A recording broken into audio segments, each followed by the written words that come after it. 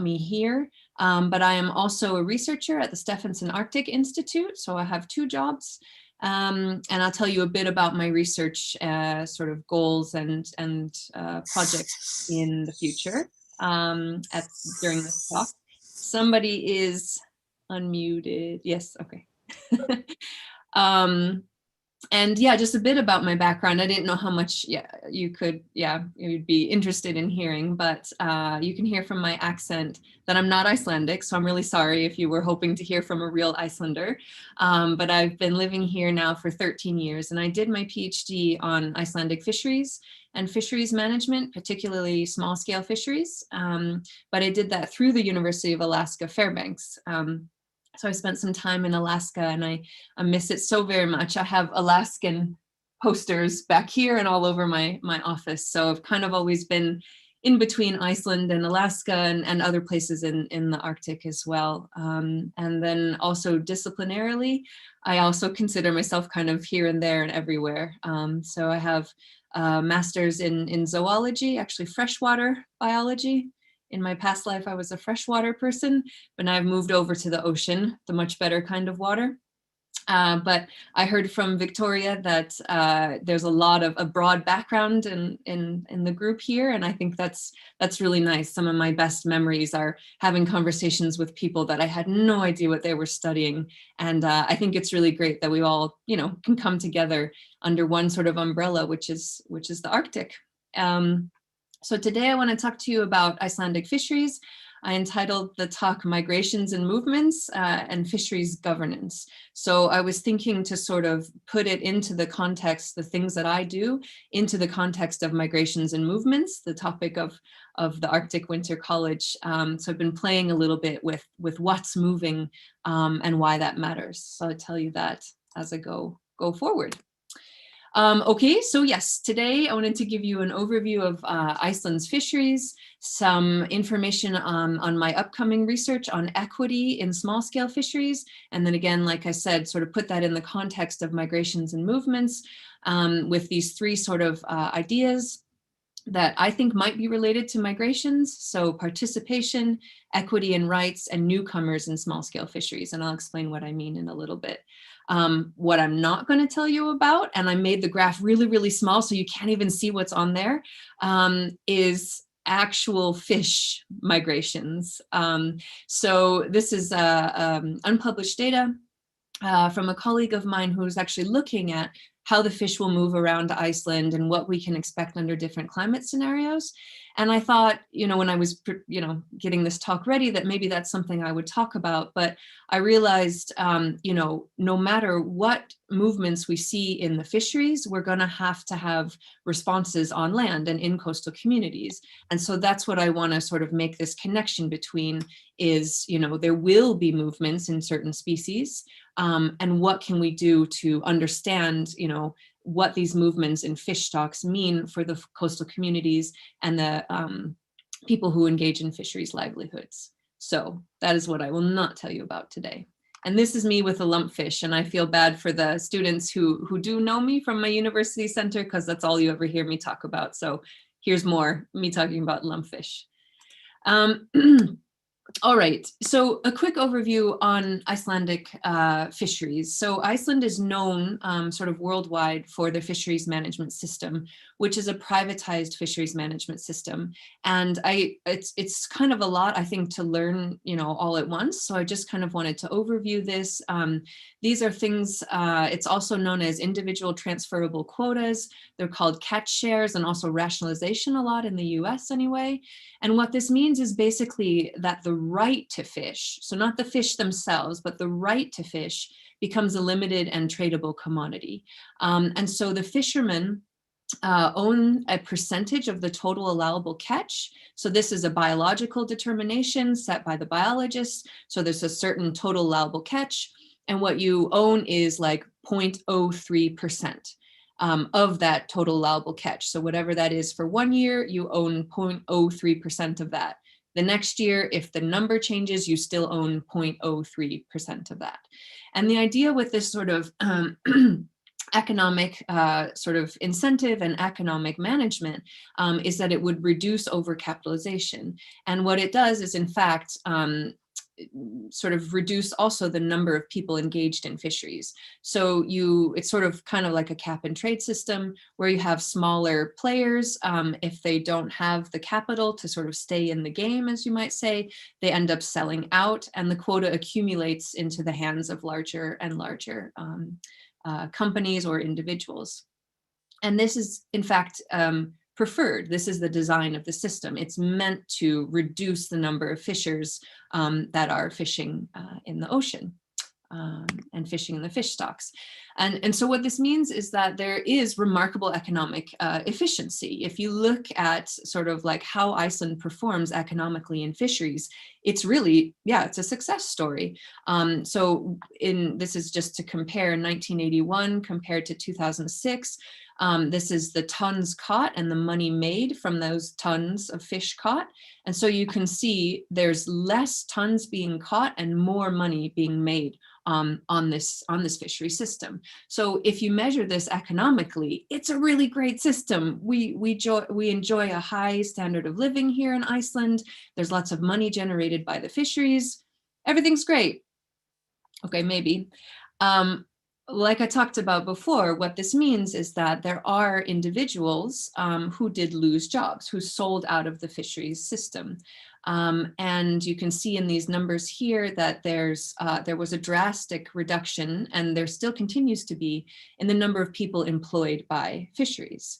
And so this kind of sets up this question of, do you need to take certain players out of the system in order for the system to be sort of efficient or sustainable? And this economic system, this ITQ system, it depends on how you measure it. So some people say, is it economically efficient? Yes, yeah, great. It does what it's supposed to do. Is it biologically efficient? Is it biologically sustainable? Well, that's that total allowable catch. That's that biology sort of standard there. But what we need to talk about are the social impacts of this job loss. So this can have serious impacts on rural communities and small-scale fishing operations. They were the ones that had less capital to start with. And then you have this consolidation in larger companies, and this is often away from rural communities. And this happened in the 1980s, and I can say that it's still a really hot topic of conversation today. So somebody told me, I'm thinking about applying for Icelandic citizenship, and someone told me, you're not a real Icelander unless you've had an argument about the quota system. And I thought, well, I have a whole PhD in the quota system, so I think I should be a citizen. I don't know. But it still is a very, very heated thing. So people are questioning the constitutionality of it, and also the ethics and morality around setting up a system like this that basically creates winners and losers. And the losers are the small scale communities and the small scale fishers. So it is still deeply polarizing and political. So you have, in the news still things like, this says to hell with the quota system. This says that the very basis of the quota system is broken. And then you have even editorials in English, WTF, fishing quota system. So it's still this conversation that we're having, even 30 years after this thing was first started in Iceland. The way that I look at sustainable fisheries is that, of course, there should be economically efficient fisheries. Of course, there should be ecologically sustainable fisheries. But what we can't forget is this equitable component. So we need to have fisheries that support cultural identity. There needs to be accessibility and even empowerment through these traditional livelihoods that we see that are so deeply ingrained in fisheries all over the world, and of course in Iceland as well. So here's some projects that I'd been working on in the past. This was a project called ArcPath, and we were thinking about pathways to resilient and sustainable societies. So thinking about specifically small-scale fisheries, because like I said before, these are the ones that bared basically the brunt of the impacts, the negative impacts of the quota system.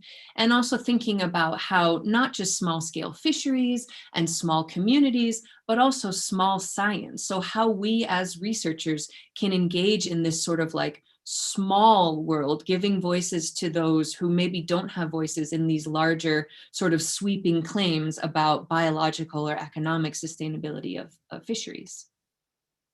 This is the project I'm working on right now. You'll have a speaker in another couple weeks who's also working for this Just North project. There's 18 case studies, and we're a lot like you. There's oil and gas and reindeer, and I'm the small scale fisheries person. So what I'm looking at is equitable ocean governance, thinking about intergenerational equity, and I'll explain a bit about this in a little bit, and also the right to work, sort of this human right to work, and also the fate control. So people being able to decide their own future based on, you know, a suite of options available to them. And we know that in terms of climate change adaptation, this fate control, both over, you know, all aspects of your life, where do you go to school, but also what you do for your living and for your career, these can be really important things in terms of flexibility for adaptation. So this project on equity, you know, equity in ocean governance, this can mean a bunch of different things. It can be transparent stakeholder engagement, labor and human rights, access to resources, cultural identity, aspects of gender. There's conflicts between other ocean users, so how different people accessing the ocean think and interact with each other, town planning, and so much more. So it's an extremely sort of complex way to engage with fisheries and ocean issues, this idea of equity. But I think it's also something that needs to be done. And this is coming from this sort of academic background on this concept of good governance, which is a call basically that we need to fundamentally redesign the knowledge production. So how we know what we know about the environmental systems we're trying to govern, but then also the governance processes, the who is engaged in making these decisions. And in order to do that, we need to talk about equity. We need to place this production and governance processes in the context of equity. So here's some ideas I had about, about some of my work and how this sort of relates to the migration and movements idea that is bringing you here today. So the first one was participation in these governance processes. So this is some data from some previous work of mine, where we heard fishermen saying things like, fishermen need to be listened to, trawl surveys cannot be the only criteria used because the trawlers are always using the same areas and the same equipment. And in a survey we did, we found that 87% of the respondents agreed that the government needs to consult with fishermen when it comes to fisheries management, but they felt that wasn't the case. So the ability to have your voice heard, I think, is a really extremely important part of fisheries management. And in terms of movements and migration, I was thinking, how do we move people, you know, or people's voices into the places, the venues that they need to be in? The Icelandic decision-making process, for those of you that study maybe institutional design, it's actually very, very top-down. So we have the Ministry of Innovation, and then they are informed by the Marine Research Institute with this, they recommend the total allowable catch, and basically the ministry sets the total allowable catch, and that is assigned, and then the small boat, the large boat, and these other smaller fisheries systems fall under that. So there's really no direct way for fishers to make their voice heard.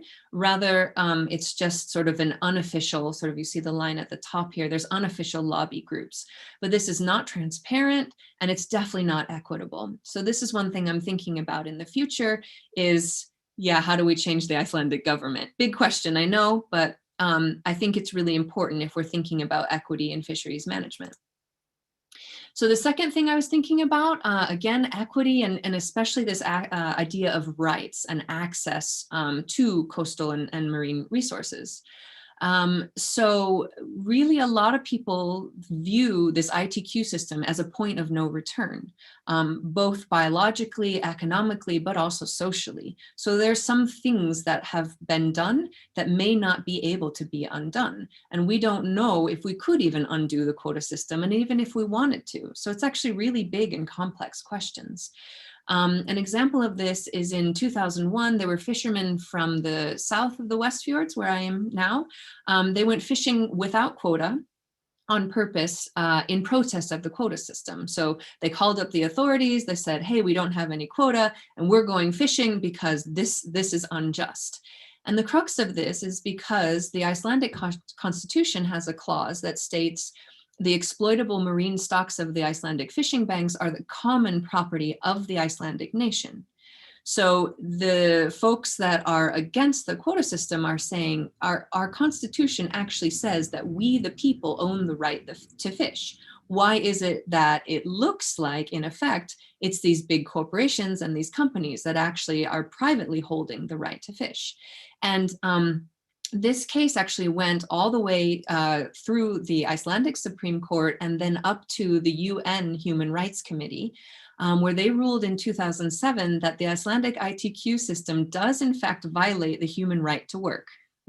So we have this from, from abroad, from up above, that tells us that there's something intrinsically wrong with this system. But in Iceland, folks have said, well, do we really have to answer to the UN? And how would we actually do that? How do we change the system when there's so much sort of capital and so much, money and everything invested in this system? And this is the sort of, overall thing that you usually hear from Iceland is, the incredible fish value machine. We use every last, little bit of the fish, and it's true. There's amazing innovation here. There's amazing sort of like technological advancements. There's amazing ideas. And these things are all really, really good. But what I'm sort of questioning is, where is the coastal community? Where are the rural communities and the small scale producers in this system? You basically only see the fish and the idea of zero waste. But what I would like to see is sort of a whole cycle situation where we could see actually the humans engaged in the fisheries in here. And I think in that case, I don't know that we would call it incredible. That's just sort of my point of view from the research that I do and the data that I gather.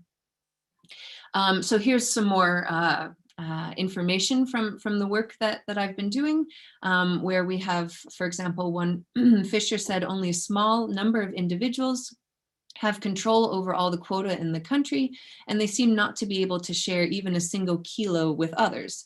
Still, they're able to rent out the quota at a price that is half or even 2/3 higher than the market price. This needs to be changed. This is unfair to the nation. So again, you hear this sort of like reference to the Constitution. And what we found in this survey is that 53% of small scale fishers do not hold quota.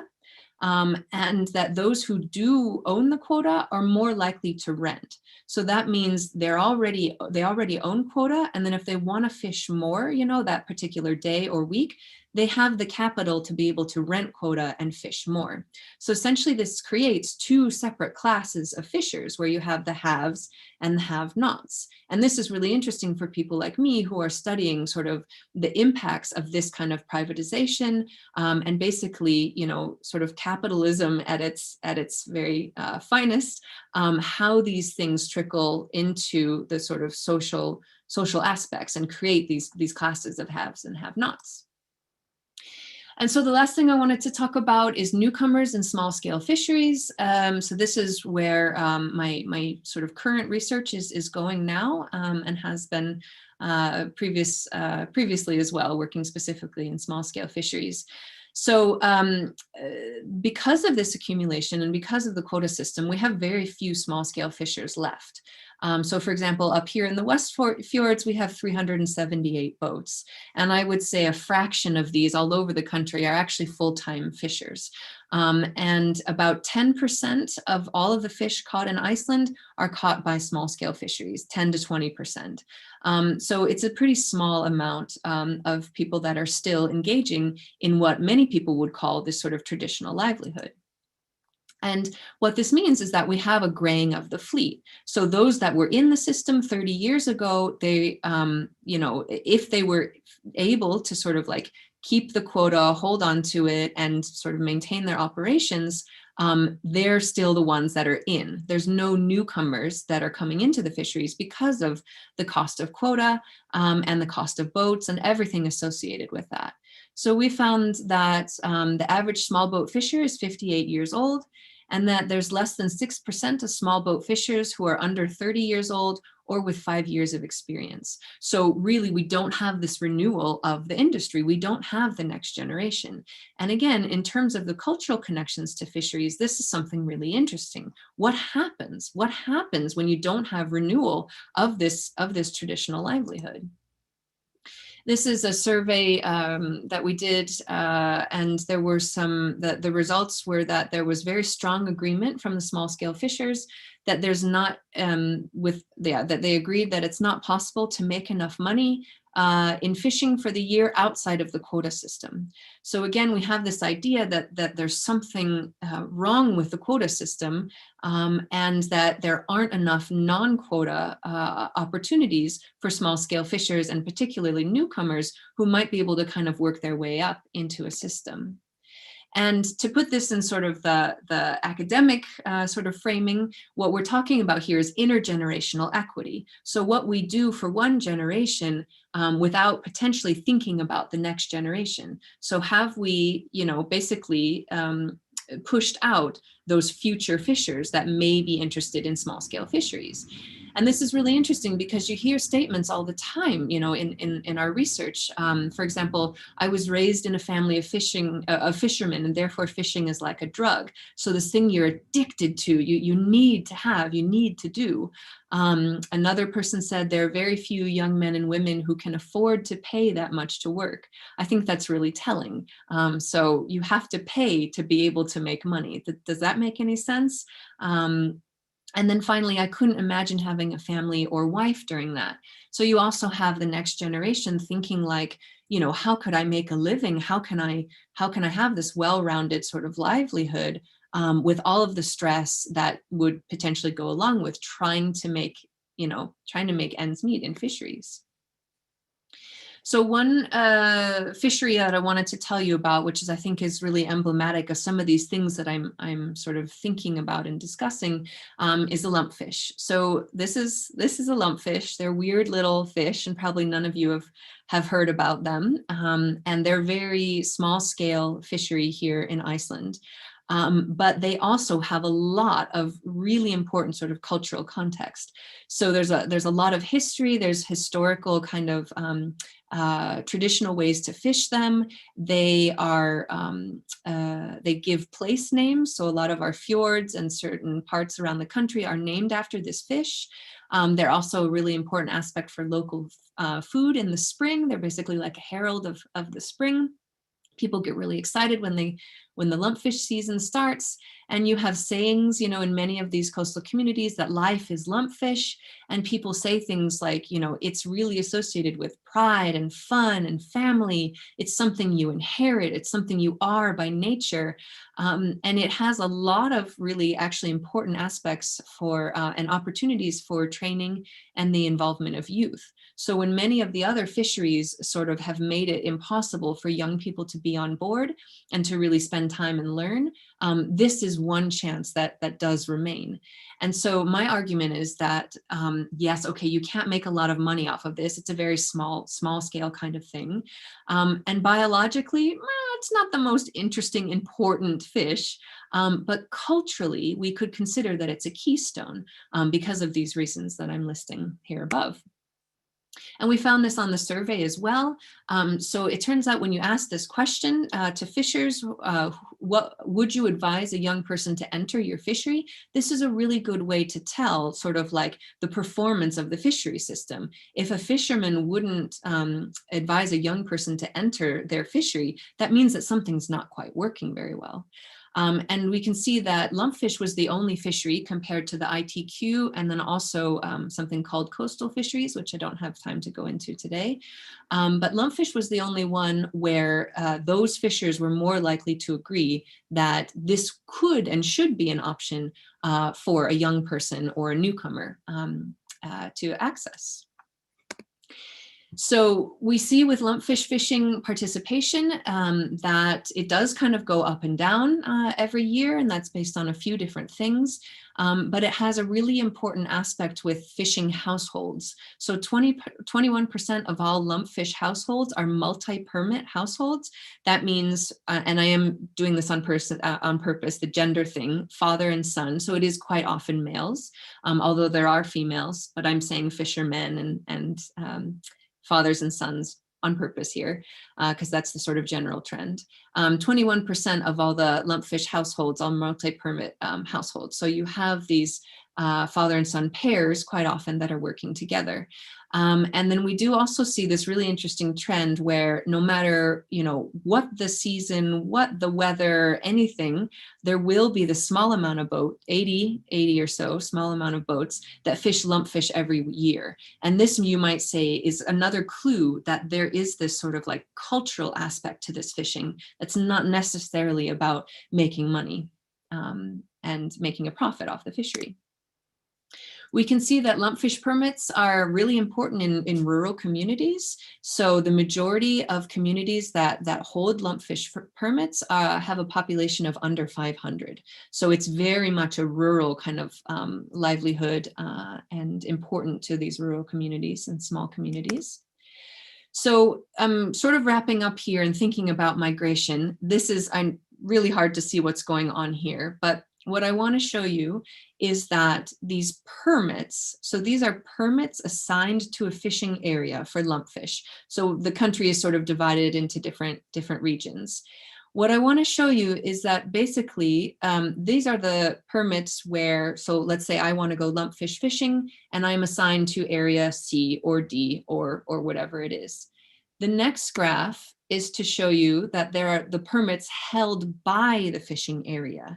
So essentially what this means is that there's not an accumulation in Reykjavik, which is area A or area G. So it means over time that the permits actually stay in the rural communities where the fishing is taking place.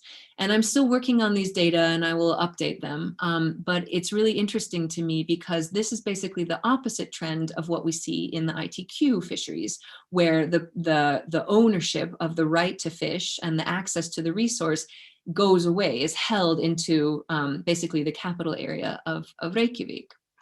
And this is interesting because, dun, dun, dun, guess what's happening? There is a conversation about moving lumpfish into quotas. So last season, the lumpfish season was cut short by the minister. And ever since then, there have been conversations about moving lumpfish into quotas. This is something I'm following now in these next few months. So I can't really say, much more about this at the moment. But it has basically ignited again this, over 30 years ago, this is a 30-year-old conversation about quotas and the quota system. And what are we doing? And is this really something that we should be doing? So stay tuned for what happens in the lumpfish season and with lumpfish quotas after that. So to kind of wrap it all up, I think the reason these things are important, this participation, equity, the human right to work, newcomers in small scale fisheries, the next generation, is because it's leading to this question of how do we create flexible, equitable, and just fisheries governance systems that can adapt to rapidly changing socio-ecological systems. So if the fish move, can the people have the permits and actually, have the access to catch those fish? And this is not geographically, this is more sort of socially. Is there knowledge to access the fish? Is there the right to access the fish? And if we have these systems that push people away, then can that really be flexible if we're thinking about sort of drastic and rapid and, let's be honest, unforeseeable changes in our coastal communities with climate change? So this is the crux of the things that I'm thinking about. And I think I'm going to stop it there. And I'm really excited to hear from all of you. This is my contact info and also the social media and website of the project that you'll see lots more about lumpfish on in the next couple years. So thank you so much for your time. Thank you so much, Kat. If everyone could give a virtual round of applause to our first speaker. Thank you. Thank you. That was a really, I think, thought-provoking and great follow-up to our conversation from last week of focusing much more on equity and communities and people who are very much interacting with the ecosystems we were talking about last week. We have many questions that have come in. I am first going to ask Nicholas to come on and ask your question. Okay. Hi, Kat. It's good to meet you. Thank you so much. I hope, yeah, my microphone is working. Okay. That was a really great presentation. I'm at University of Alaska Fairbanks as well. I've gotten to study with doctors Courtney Carruthers and Jessica Black. Yeah, mine's somewhere. Mine. But they're working on the Salmon and People project. A lot of their focus, I'm sure you're actually in contact with them over these issues, these equity issues in fisheries. So I wanted to ask, are there any initiatives in Iceland that are kind of doing the same thing like the Bristol Bay Development Corporation did in terms of trying to gather and share that wealth within the community? Or are there kind of other forms of less formal organizations like the Kuskokwim River Management Council that's just local people essentially forcing their way into the government systems and making sure their voices are heard at advisory council meetings and other things like that? So that's the first question. Then I wanted to ask you about the blue economy and how that discourse is kind of being rolled out, but I'll let you handle the first one first. Yes, yeah. Well, actually, I think I can, maybe the second one I can answer a little bit more briefly. Yeah, so Iceland, there's a big push for blue economy and growth in the blue sector and everything like that. And of course it makes sense, we're a rock in the middle of the ocean. This is a huge important natural resource for Iceland, and ocean systems do contribute very importantly to GDP here. So it is a very important thing for the nation of Iceland. What's interesting to me is that we don't have what I would contribute to the sort of, I guess, counter voice of the blue economy is this idea of blue justice. And this is very much similar to exactly what I've been talking about. So I think you have the chance for growth, but if we talk about blue economy and blue growth without blue justice, we're going right back to the things I was talking about, where we have economy and ecology somehow given more value than the equity. So that's my response to that. I would say no, there's not like this conversation of blue justice in Iceland, as I guess you could sort of expect. In terms of, are there, sort of social movements or collaborations or anything like this? There are a few systems that are put in place. So we have a community quota system. It's not at all like it is in Alaska. Essentially what it is a small percentage of the TAC is given as an addition to small scale fishers. So it actually used to be that it was held by the communities. So the quota was given straight to the communities, and they would give out, the different amounts based on, certain, whatever it was. So the community could sort of decide. It turned out that was really political, and people got really frustrated with that because there was not transparency, and there was no sort of, one community would do one thing, another community would do another thing. And because Iceland is so small, it became like there was not a single goal. Like this quota is meant to be held by the community and for the benefit of the community. So what people ended up saying was that it was just given as an extra to those fishers who already fished a lot. And on the community angle, people said, well, that's great because we can tax that extra, those extra landings, and that's good for the community as a whole. And then you had other people saying like, but what's good for the community is that we create more jobs in fisheries. So you have these different voices about even what a community is and what people should be doing. Also, I should note that all of these non-quota sort of support systems, that in total, they count for 5.3% of the total quota. So with 5.3%, there's not much you can do to actually support communities and small scale fishers. So that is, I think, the root of the problem. If we started talking about 15, 20, 50, whatever percent, then I think we could have some interesting conversations about what communities might be able to do with that quota. Thank you for your question. Thank you. That was great. Thank you. Yeah, thank you. I'm going to ask Jennifer to come on and ask your question next. Hi, thank you. That was a really interesting talk. I apologize in advance if I missed this, but I was really curious how Iceland monitors and enforces the quotas that they give out. Obviously, in other parts of the world, poaching and going beyond what that allowed catches is a huge problem. But I was just curious how they approach it. Mm-hmm. Yes. So there is a separate institution that is in charge of enforcement and monitoring.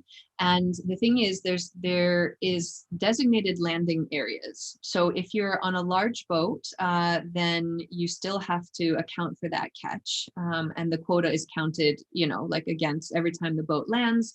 The catch is weighed and you're allowed to, that just basically goes against the quota. For small scale fishers, there are designated landing ports that basically do the same thing. So in effect, what that means is that if you're a commercial fisher, you don't just land on the dock and somebody could come and buy some fish off of you. You must sell it to these markets. And then there's these, I think there's maybe 25 of them all around the country. And then what these markets do is put that fish up for auction. And then different processing plants can buy that fish.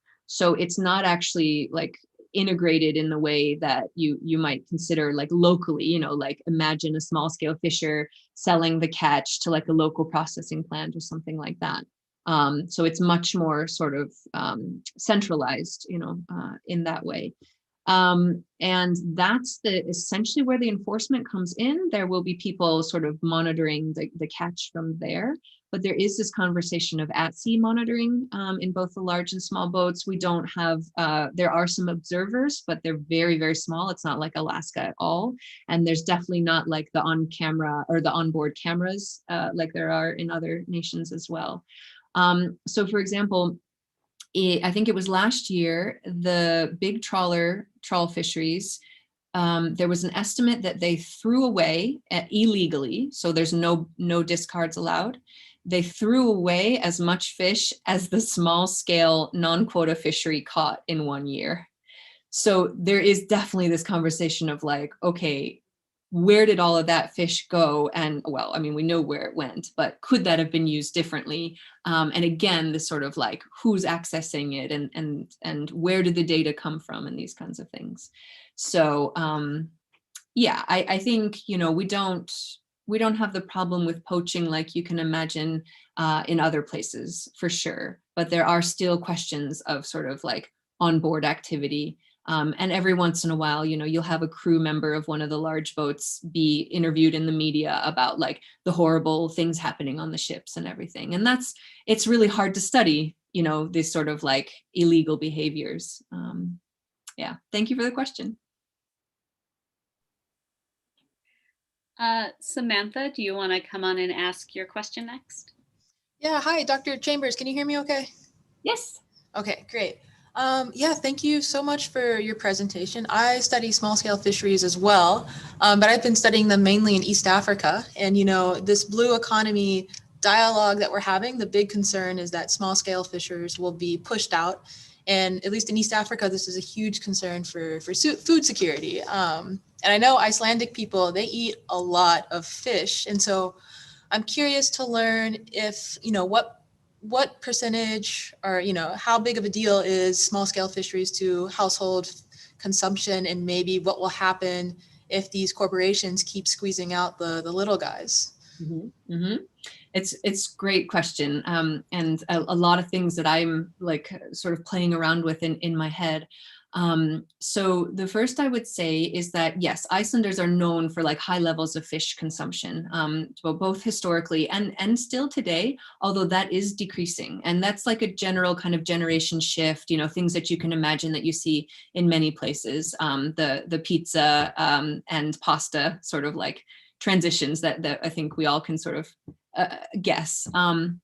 But because of this centralized system that I was mentioning earlier, what it means is that basically to access fish, unless you know a fisher who they are allowed to bring back some catch, I think it's like 20 kilos a day, which is actually quite a lot.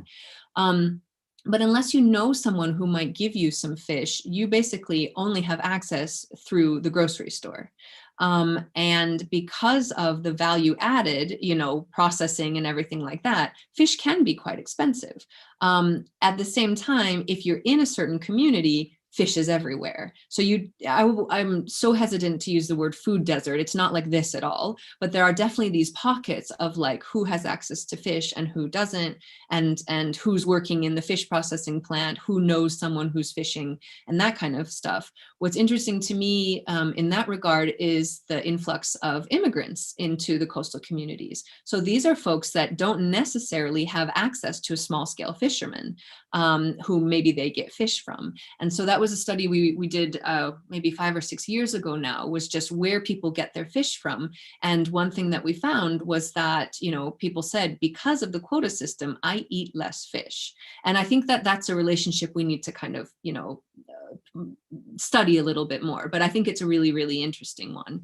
But that being said, there's fish everywhere, like it's in the store, it is everywhere, but it's sort of like in this different aspect. So there's also these fish markets, what would I say, like the fishmonger. There's one here in Isafjordur, but that's actually quite rare. So it's usually just the grocery store where people would access the fish. And yes, this the sort of like access to food and these kinds of things. It's interesting, the folks that I've been working with just in the last few weeks, they are talking about the lumpfish fishery as this like violation of justice and violation of, that this like unjust system and violation of human rights. And then in the same breath, a lot of my informants will say things like, yeah, but this isn't Africa. Like we're okay here. And I think that this is really interesting. And I'd like to think a lot about this because like, okay, it is like Iceland is like, for all intents and purposes, a safe, developed, country. But when you see injustices, or if you have the small scale fishers saying, yeah, but things aren't okay, things could be better. How do we as researchers sort of address that? When you have the fishers themselves saying like, yeah, but I'm not starving, I'm okay. And I think this is really interesting. I actually don't know how to answer this. I want to be respectful of the very serious situations in other places in the world. But I also want to be respectful to what the people here that I'm working with are telling me, that they're not happy, that things are not okay. And so how do I as a researcher kind of put this global context, into place? Is it just the Icelanders complaining, or like, how do you think about these things? I don't know. No, thank you so much. Mm-hmm. Maybe again, another research question for those looking for future research projects and things to answer. Lucia, do you want to come on and ask your question next? Hi, I'm Luisa. Thank you very much, Catherine, for your great, I think, and very, very important presentation. My question is, my background is not fishery policy, I'm economist, but I saw some models, and as I know, the maximum sustainable yield model is has been adopted as a fisheries management objective by many countries. And I just want to know, because I'm teaching bachelor's environmental economics, and we have just the only one model in our book, actually. So I want to know, are there any models where economists and the government policymakers actually improve and optimize the fisheries management and catching? So yeah, thank you. Yeah, it's a really important question. I think, to my knowledge, I think this comes into this conversation of like where disciplines come into play and the types of knowledge and these kinds of things. I know that the MSY, it's based, on an extremely important sort of like background, and that the data that go into these models, just like the biological, general fish stock models and everything, are super, super important. What I think in terms of the fisheries governance models is actually the decision-making model. That's where the equity comes into play. So it's not necessarily, the calculations that you can make, because a lot of the data that we work with are qualitative data. And there are some folks at NOAA who are, for example, like working on how do we turn qualitative and coastal community data, into sort of something that we can measure. And of course, you can do that by number of fishing households or kilos of fish consumed in a week or these kinds of things. But how these models actually get put into the decision-making process, I think it has more to do with, again, who's at the table, who's identified as a stakeholder, and this, how the decisions come to be and which knowledge is even presented there. So I think it's less at the biological, economic, or social level, and more at the decision-making level, and mixing everything in together like that. Thank you very much. Thank you. Yeah, thank you. Devora, do you want to come on and ask your question next? Yes, I'm feverishly writing down notes. So thank you so much. This has been such a wonderful and inspiring talk, and I have a lot of questions. I put one in the chat, which I'm going to share with you, and then I have something else that came up because of the other questions that have been circulating. So the one that I have in the chat has to do, and you did talk about it a little bit, about the social aspect of it, maybe even the affective situation of people's emotions and the ways in which they're changing the stories that they're telling, particularly related to the changing baseline syndrome.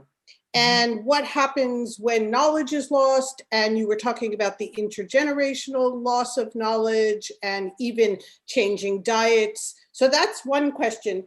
And then the other one that came up because of everything, and I'll just give them both to you and you'll respond how you wish, has to do with identifying the pivots, the tipping points that make it possible to leverage equity into these conversations, particularly when it's around decision-making and it's around policy initiative. Who you just said, who's at the table, who's considered a stakeholder, whose knowledge is being considered, but what are your visions or what are your tactics for actually maneuvering the change so that equity begins to be considered as a principle in moving any of this forward? Mm-hmm. I don't know. No. That's a simple no. So the idea with this Just North project is exactly this. So we are looking at different industries all over the Arctic. So again, all kinds of different sort of like economic activities in the Arctic. And what the end of the project is trying to do is to create this just score where we're saying like, here's these different aspects of equity. So intergenerational equity might be one, gender equality, gender equity is another. There's probably many more, that I really can't speak to for small scale fisheries. I can imagine what they may be, but I'm not comfortable, at this stage saying, what it is that is maybe the most important thing that small scale fishers are thinking about. Another one, though, for example, is rural versus urban. So this like geographic kind of thing. So through my previous research, I can kind of guess that these things would be really important. So the first part of the project is just to identify, what does equity in small scale fisheries in Iceland actually mean? And then the later part of the project is exactly what you asked. How do we measure that? And then the idea is, because it's a Horizon 2020 project, it's a big EU project. So then the idea is to give this to the EU and say, here's how we can do things better. And I think this scholarship on ocean governance, equitable governance, good ocean governance, I mean, this is really just exploding in the last few years here. And so I think that's the thing, is it's at the level where academics are kind of playing around with these ideas. But I think also what we see on the sort of day-to-day working level is things like, just basic data collection. We don't have a standardized, like, we've collected data on fish for hundreds of years, and we don't have data on, people measuring on a scale of 1 to 10, how important is it that they get fish this week or get cod this week, or, these kinds of things. We're just not very good at measuring these social things. They're hard, but it doesn't mean that we shouldn't start somewhere. And this is sort of like where my, my thoughts are going, is like, well, we can measure this, and no, it's not perfect. No, I can't actually measure how important salmon is in Alaska. No, but there needs to be some kind of baseline, because what we know is that the decision makers will use data, and they need data in some kind of format. So for me, it's kind of this like, what can people like myself, how can experts like myself contribute to this conversation? And actually, I wrote a paper about this with a colleague, just saying how the system in Iceland could look different. What if someone like me was just what if the fisheries minister called me up and asked me a few questions? Like, they don't do that. And that's, I think that that's a really, it's scary, but it's something I think that we need to discuss here. And your first question, I think I have forgotten. It's about the shifting baseline syndrome, Yes. which lies into this, right? I mean, it's all tied into it. But if you have any specific thoughts about that.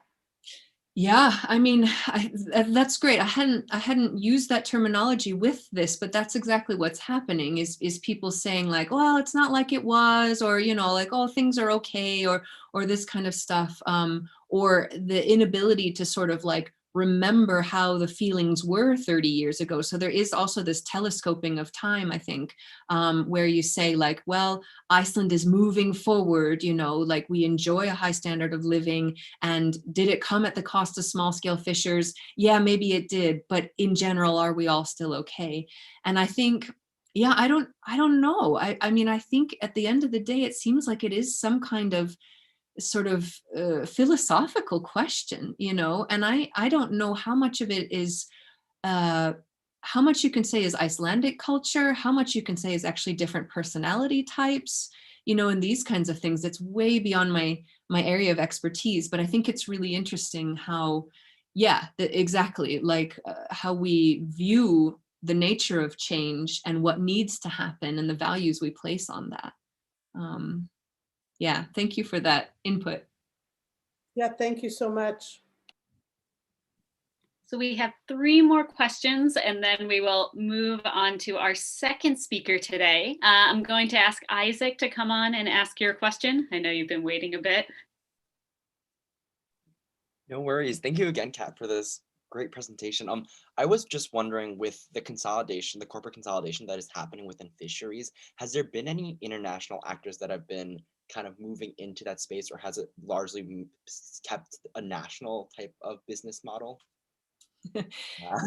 No. So we have all kinds of like offshore accounts, companies in Germany that are held by Icelanders that sell fish to themselves and process the fish and then somehow make more money on that fish. Yeah, there's, I mean, it's big money, big money and big business. And I don't know, I don't probably have time to go into it now, but maybe those of you who are interested could look up the Samherji story, which is an example of what happens when the money accumulated through the quota system gets used for extremely unjust activities. And I think that awoken, definitely people in Iceland after that, the Samherji story, definitely started to talk about the quota system again. It's like, so this is what we're doing. We're essentially, violating human rights of workers in Africa, working on these large factory trawlers that are owned by this Icelandic company. And do we here in Iceland really support that? Is this really what our fishery system is meant to be about? Yes, I'll leave it at that maybe. Thank you. Thanks. Yeah, thank you. And I will try to link to that in my follow-up email today. So we have 2 questions about unionizing and illegal fishing. So the first is, has there been any talk within the fishing community in Iceland to unionize? And then the second is, are there any illegal fishing activities around Iceland? And what's the scope of that? Mm-hmm. So unionizing, yes, there are unions. There's a small boat fishers association. They represent, I would say, 80% of the small scale fishers, because the problem is a lot of the small scale fishers also have other jobs. And that's what makes this data collection really, really, I think, problematic in many ways. So I can give an example with this union and the lumpfish story. So they had a huge amount of discussions just back in December, and trying to decide whether they were for or against the idea that lumpfish would move into a quota system. And because the current fishers now stand to make a lot of money with the movement of the lumpfish into the quota system, the current fishers are for it. And how can you blame them? I mean, they're about to retire. They stand to make a lot of money when they would sell their quota. And, that's just the way that the system works. The interesting thing about the small boat owners union is that they made the decision against their current constituents to protect the future generation. So they have made the choice to be against lumpfish moving into quota for their future members in their association, rather than supporting the members that they have now. I think this is a really interesting idea of, like, again, whose voice counts and how far ahead in the future, do you need to be thinking? And also the role of these unions. How do they get into this extremely complex fisheries world? So yes, there are unions. The second question I have forgotten. Was about illegal fishing. Yeah. Yes, it does exist. It's definitely not by foreign fleets, because of high monitoring and GPS and all these kinds of things.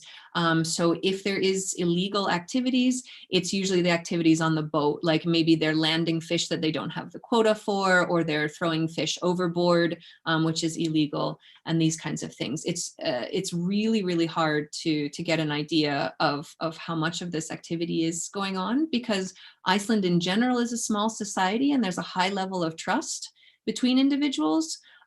So those doing the enforcement are likely your cousin.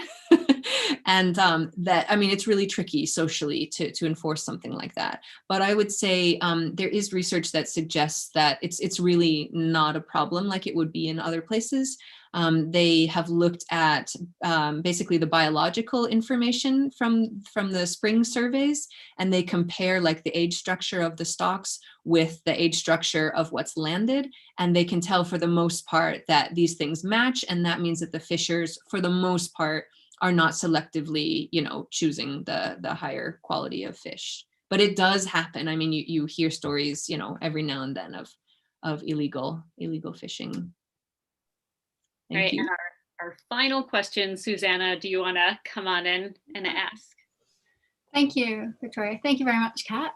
And I'm just wondering how, I mean, speaking about lumpfish specifically, and I realize that it's culturally quite significant, and I've spent a bit of time out in the West Fjords and at Iceland to get some of that idea, but I'm just wondering how it compares with other specific species. So for example, here I'm currently on the US East Coast, and we've had issues where communities are fishing specific species, and sometimes through overfishing and sometimes through a policy change or some other thing that comes in, the community will switch to another species, and that becomes then the preference. And there isn't necessarily a longevity with the cultural connection, but people identify themselves as connected.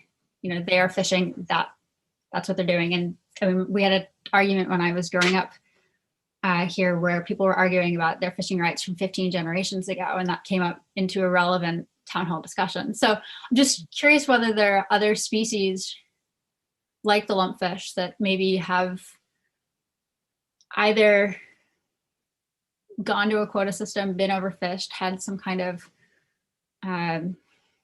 management change that might indicate options for lumpfish or anything that way. Thank you. Yes, yeah, thank you for your question. So the majority of the commercial fish stocks are already in the quota system. So there's very, very few that are actually outside, and lumpfish is one of them. It's kind of maybe one of the last ones, I would say. So because this was done in this kind of broad sweeping kind of thing, that's, I think, the way people think about the system as well, is that you have this like suite of fish available to you because they're all within this one system. And the reason that this works like this is because we have something called cod equivalence. So you have cod is God in Iceland. And then all of the other species are actually ranked against the cod quota. So like a seid is worth point whatever % of the cod quota and something like this. And you can actually, it's called species transformations. So if you catch one of these fish, you can change it based on how much cod quota you have, or vice versa. If you have quota for this thing and you caught a cod, you can change your quota around if the math works out. I am not in a place to describe in any further detail about this crazy species transformations, but it's a really interesting, and I think biologically, I think biologists are like, but what, but economically and also to the fishers, I mean, it is a really interesting way to deal with bycatch. But what it means is that there's not this like targeting of specific species the way that I think maybe you were asking about. Yeah, with the lumpfish, I think it's also a gear question. So this is a gill net, and most of the other small boats are actually long line or jig, which you can't catch lumpfish on. So it's also a question of like gear transferability. And that's why a lot of the other species, they're all fish that you can catch on long line or hand line. And that's what the small boats are targeting. Whereas the lumpfish is, yeah, a different gear question. Thank you. Thank you. And I think that is all the questions we have time for, unfortunately. But if everyone can join me again in giving Kat a huge, huge round of applause. Thank you so, so much for being generous with your time and knowledge today and giving us a lot to think about and to have a follow-up discussion about. Yes, thank you so much for your time. And I don't see Austin, but I'm sorry for going over, and I'm really looking forward to your presentation next. And thank you, everyone. All right, so as Kat said, we are now shifting to our second speaker, Austin Amasak, who is here he is. Austin is the marine advocate for Coeric in Nome, Alaska. He is a colleague that I also haven't seen in a few years, but hopefully I will get back to Nome as well as Isafjorda after the pandemic to see both Kat and Austin. Austin, I will hand it over to you, and if you could give just a brief introduction of yourself too.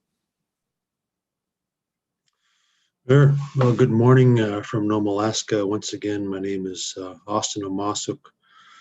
Nome is on the west coast of Alaska. Our closest international neighbor being Russia.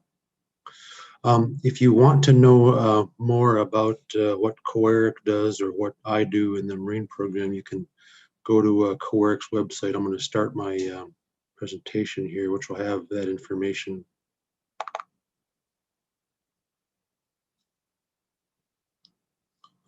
Okay, so again, if you want to know more about what I do or what COERIC does, you can visit coeric.org or you can email me. I was born and raised here in Nome. I'm a Kingikmu Inupiaq.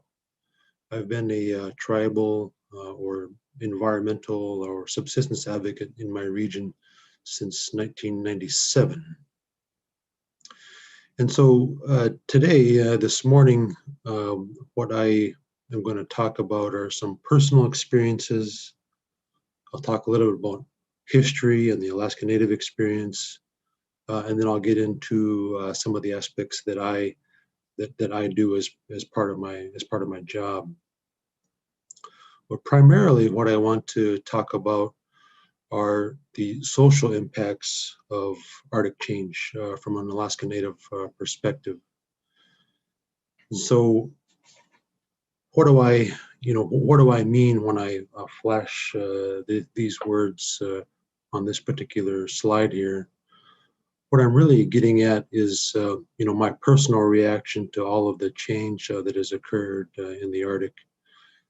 I'll be giving a cultural perspective, but my culture is a shadow of its former self. My culture, maritime culture, and ice culture, and Arctic culture, depends very much on cold. Depends very much on scenes like this. This particular scene is from last year, 2020. Last year's ice coverage of 2020, which was noteworthy for myself because we hadn't seen ice like this for approximately a decade. Ice also is a shadow of its former self, and oddly enough, cold in the northern Bering Sea, southern Chukchi Sea, is what drives a huge amount of our productivity. It's the reason why we have large populations of iconic marine mammals. It's the reason we have large populations of fish that we use for subsistence. So I'll be talking about those three things. I'll move through these slides, hopefully in an orderly fashion, and hopefully have some time for discussion at the end.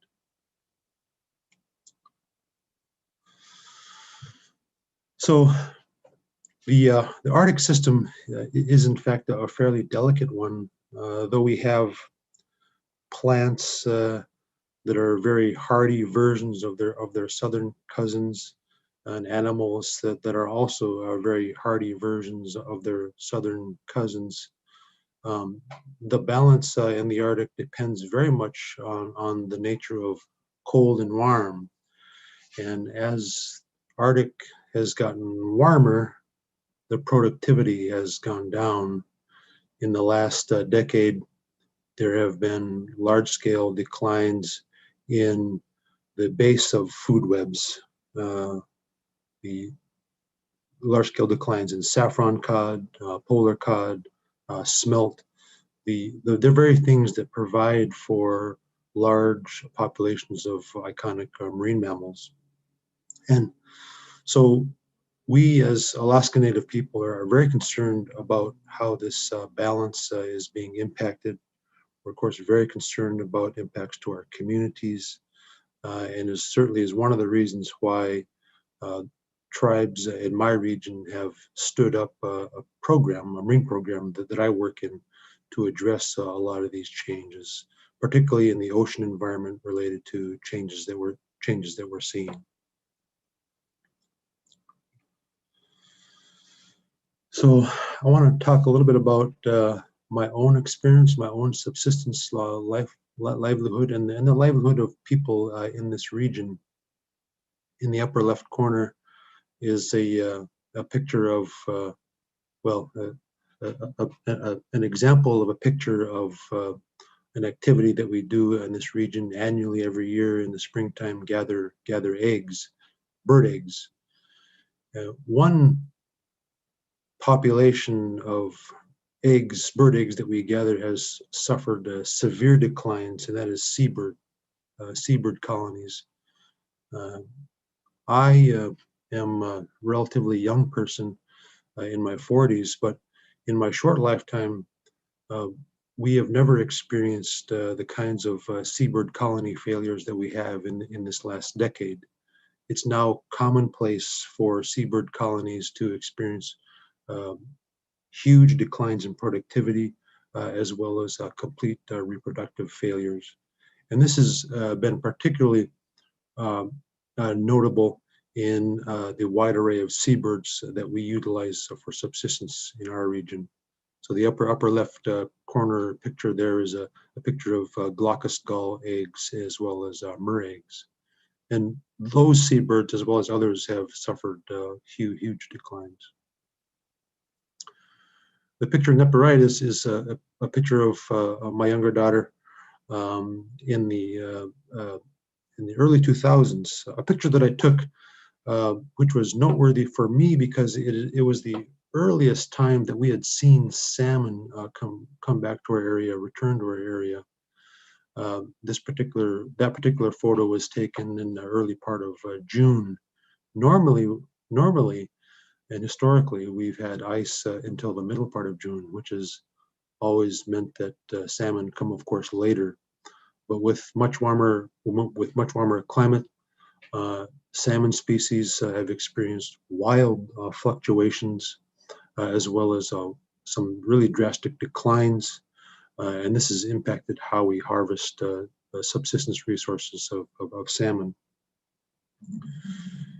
And then the bottom picture is a special one for me and my family. It's a picture of a spotted seal colony, a hollow, which for all of my years throughout my life has numbered into the several hundreds.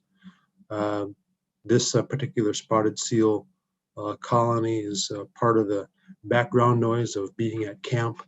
Hundreds of seals, making noises is something that we experience with our morning coffee. But in the last several years, marine mammal populations like spotted seals, which is an ice-associated seal populations have declined dramatically. They've experienced peculiar and unusual mortality events, which has resulted in dramatic declines in their population. And in the last several years, unfortunately, things like large-scale haulouts, like the one that you see here, the spotted seal colony in the lower photo, they're becoming rarer and rarer. We, in fact, myself and others who are longtime hunters and users of these marine mammals, were contemplating even the localized extinction of ice-associated marine mammals. And this has us very, very much concerned, greatly concerned for the future of the Arctic.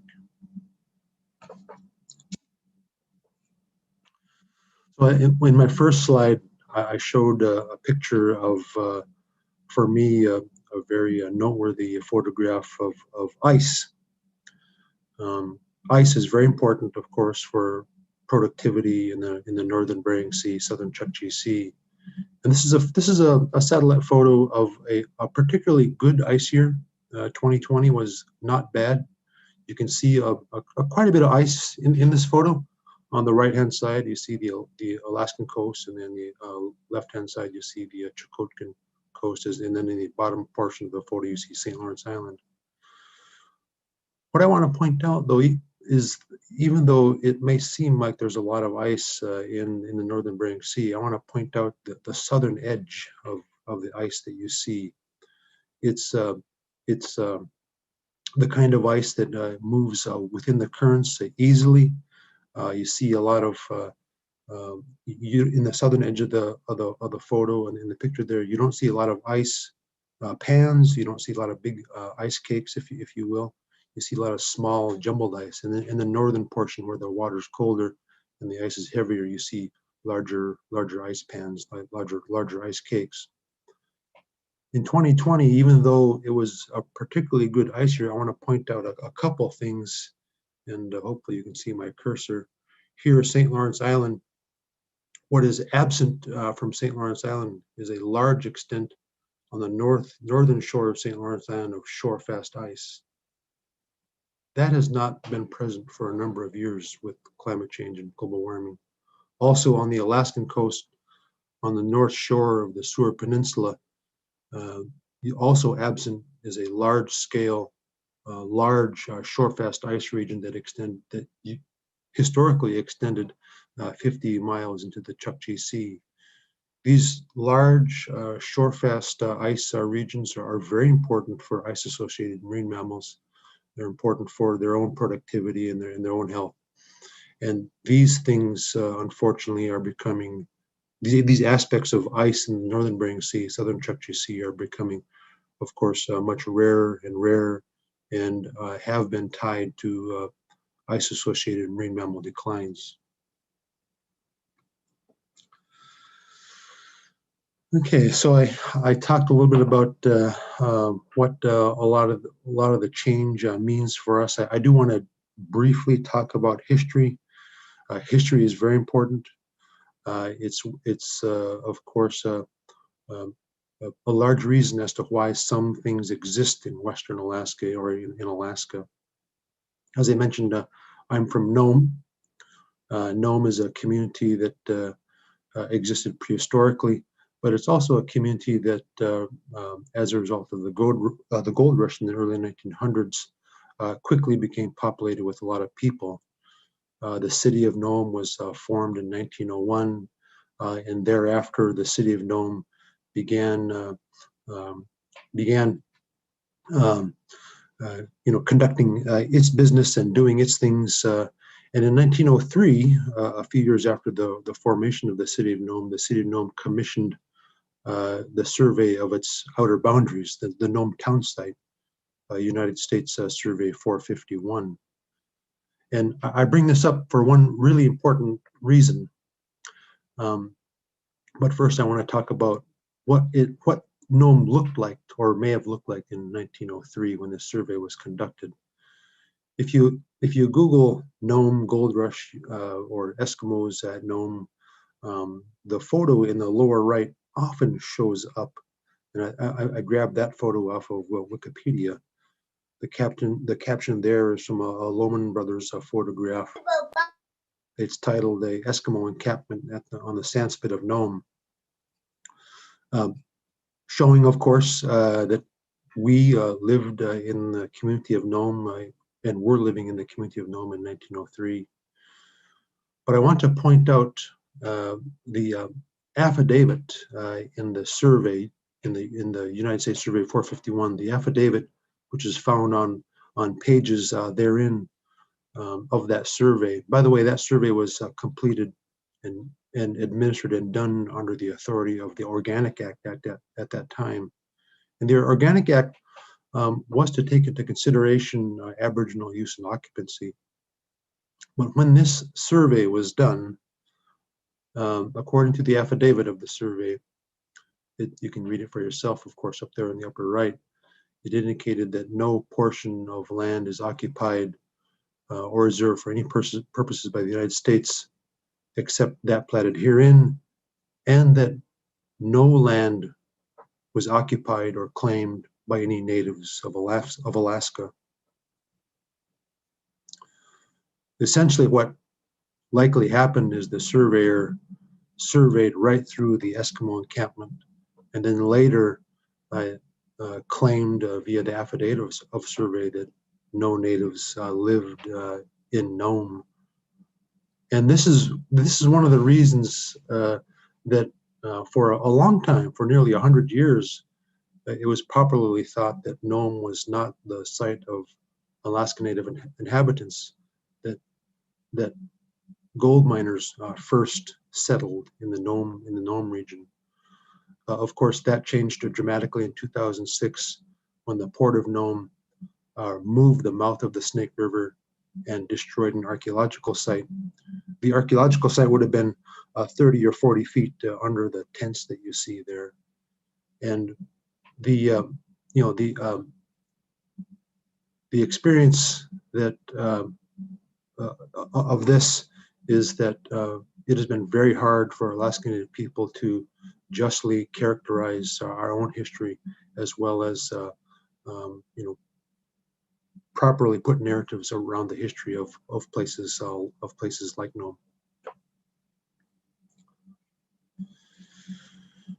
The impact of colonialism, the impact of laws and whatnot didn't stop in 1903. That they occurred in various forms up until 1971.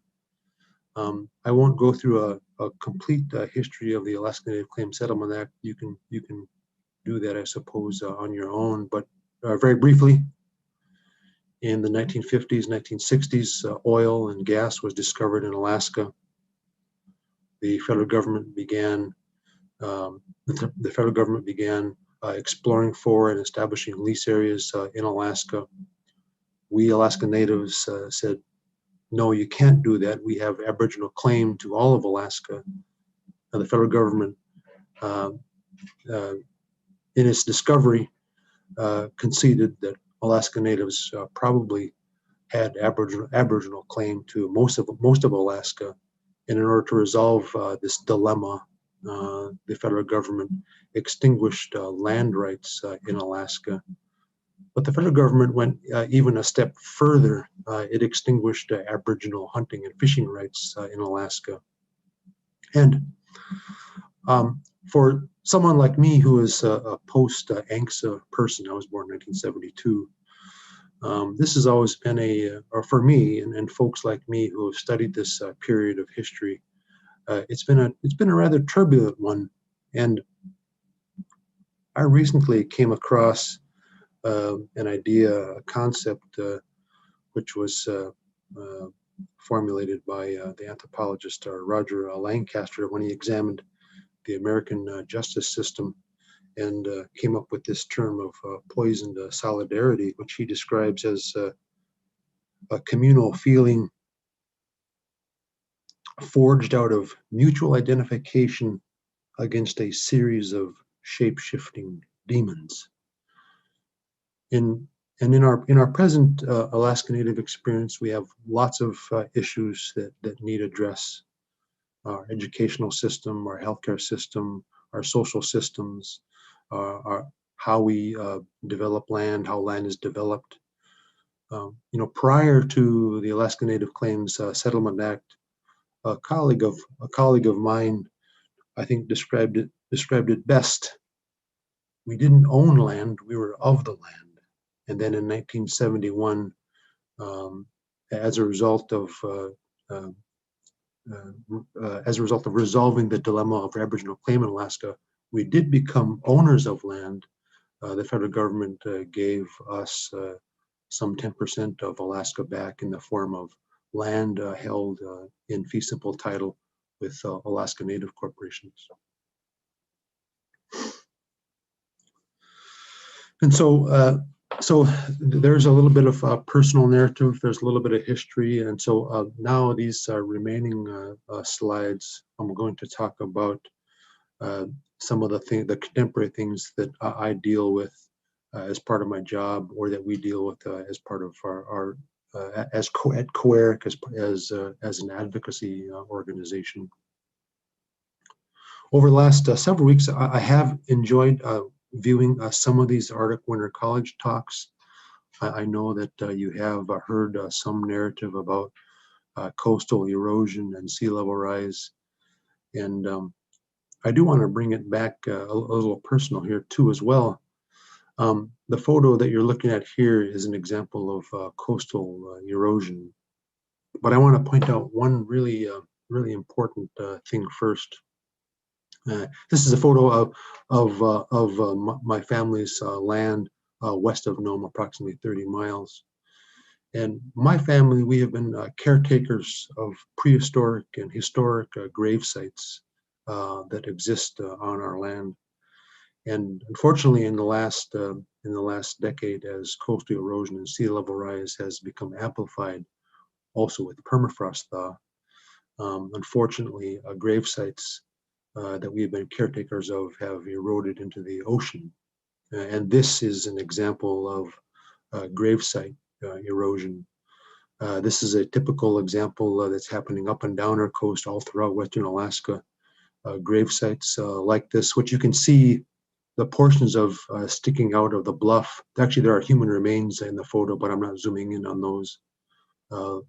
My family has had to collect these human remains, rebury them, work with our tribe, and work with the Native Corporation on proper reburial. But these grave sites are eroding into the ocean, and their context, of course, is being lost.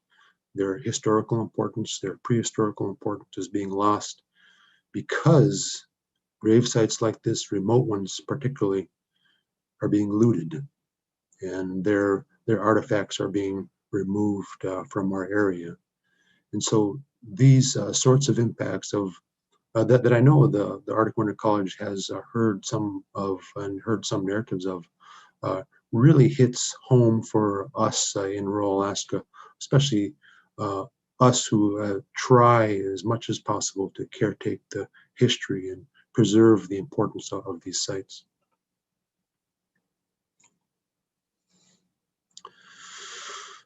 Okay, so obviously there are very powerful economic interests that create the vision for the Arctic.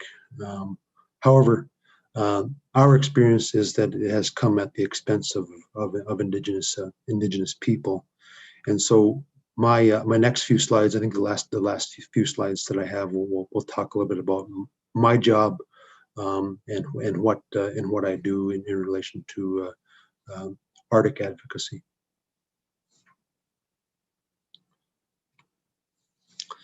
So we know that climate change is occurring, right?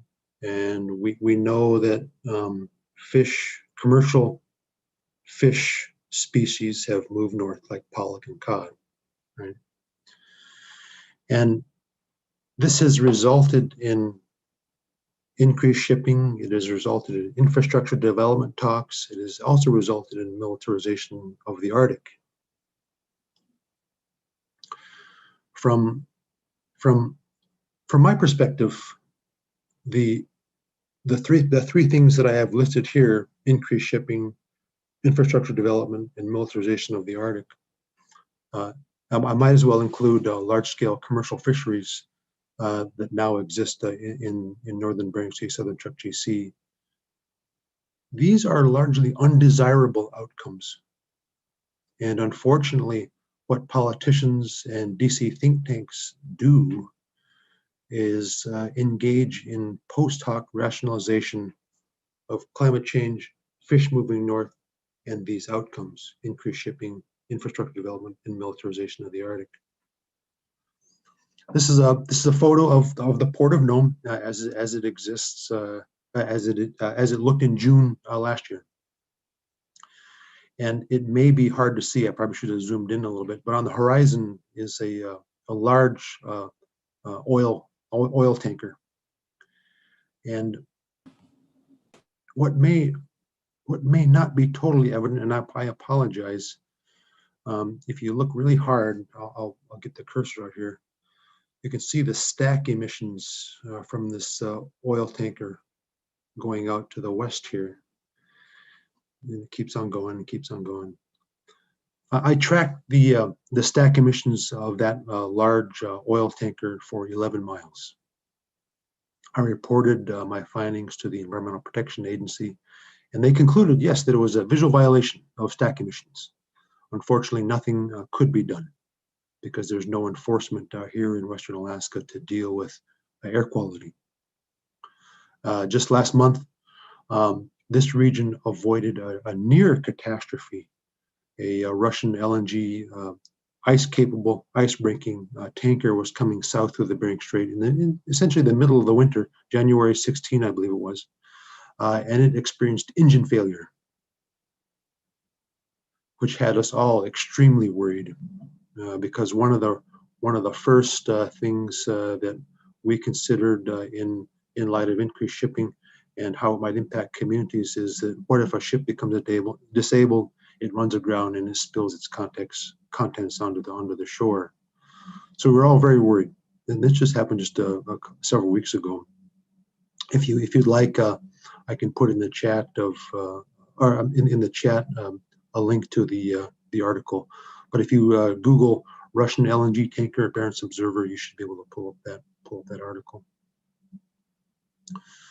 Another post hoc justification that is unfortunately dominated, DC think tank talks as well as politics is infrastructure development and the supposed and apparent need for a deep draft port in the Arctic.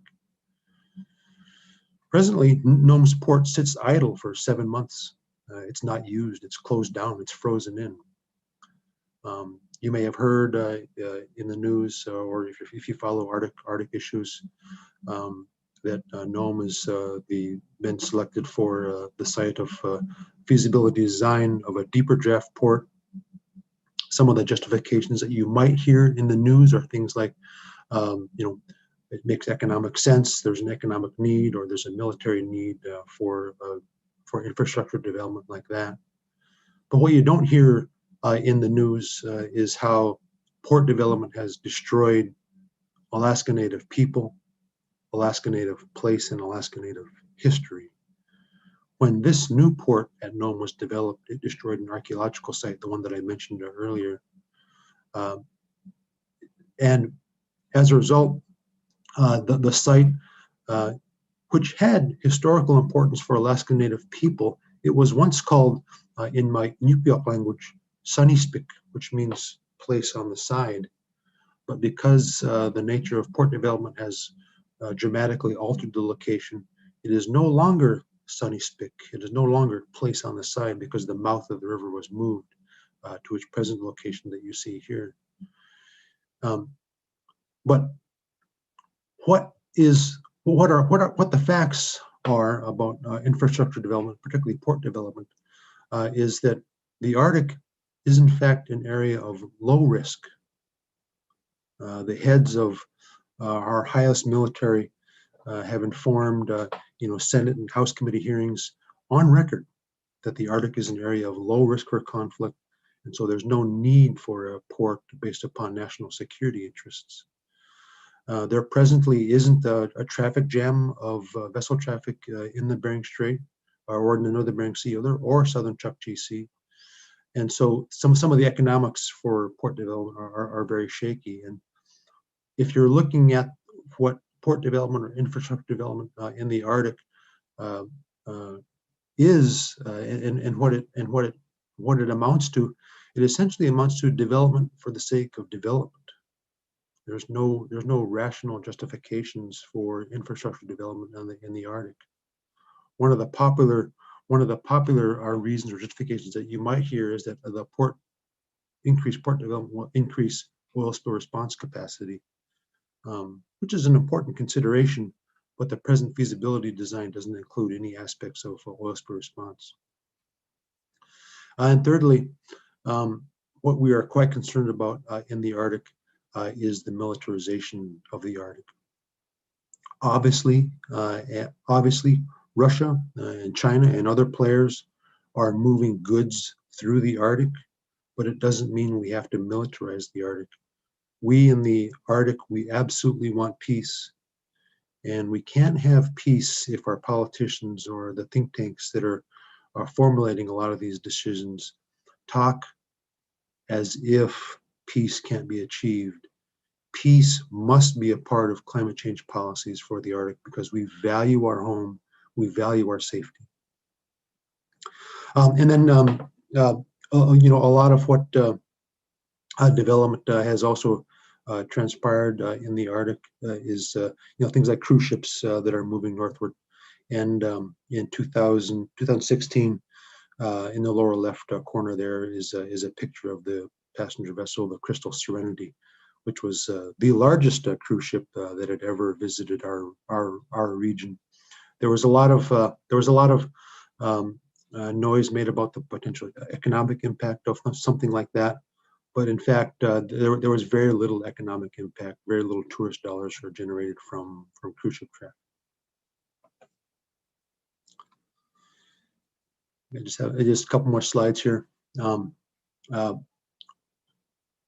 of the first concerns that tribes in our region had in regards to increased shipping in the Arctic was debris and pollution.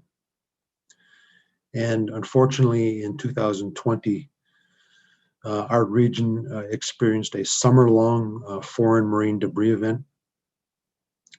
It involved, of course, here what you see, Russian and Asian labeled plastics, petrochemicals, foodstuffs, derelict fishing gear. The foreign marine debris event of 2020 began, oddly enough, with a biogenic oil spill, an oil spill that killed hundreds of seabirds on St. Lawrence Island. Biogenic oil spill being probably most likely fish waste product, fish waste oils. But that was the first inkling of a potential foreign marine debris event. And then a few days later, the image became very dramatic, as you see here. People in our region, in our entire region, began seeing large-scale foreign marine debris, such as you see here. We in the region never received any help. We never received any assistance from NOAA or the Coast Guard to assist in cleaning up this debris. When we were merely traveling to camp and practicing our subsistence ways and doing our normal subsistence livelihood, we essentially had to become first responders to a large-scale crime scene. And what happened for some of our communities is that we had to wade through the trash to harvest our subsistence resources. Some of our communities utilized to a significant extent the benthic marine resources that wash ashore in storms. Benthic invertebrates, tunicates and such are harvested on our shores, as well as benthic invertebrates, clams and oysters and such. Or I'm sorry, clams. We don't have oysters here. But what the ugly picture that occurred in 2020 was we had to wade through the trash to get our subsistence resources, and potentially this event, this large-scale event, impacted ocean and marine wildlife as well. And so, unfortunately, one of our original concerns about marine pollution, it occurred in 2020. This was clearly a fisheries-related interaction. It wasn't a U.S. fisheries interaction. It was a foreign fisheries interaction, because we know this because a lot of this debris was associated with identifiable derelict fishing gear. So, so that's what I do. You know, that's what I work on.